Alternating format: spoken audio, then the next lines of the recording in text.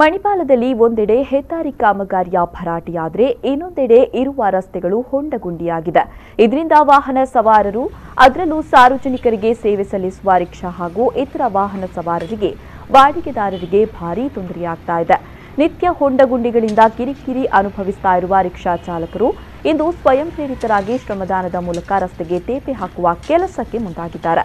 ಮಣಿಪಾಲದ RSP ಸಭಾಂಗಣದ ಎದುರಿನ ರಸ್ತೆ ಕಳೆದ ಹಲವು ತಿಂಗಳಿನಿಂದ ಹೊಂಡಮಯವಾಗಿದ್ದರೂ ಅದನ್ನು ದುರಸ್ತಿ ಮಾಡುವ ಕಾರ್ಯಕ್ಕೆ ನಗರಾಡಳಿತ ಮುಂದಾಗಿಲ್ಲ. ಅಧಿಕಾರಿಗಳ ಗಮನಕ್ಕೆ ತಂದರೂ ಕಣ್ಮುಚ್ಚಿಕೊಳ್ತಿದ್ದಾರೆ.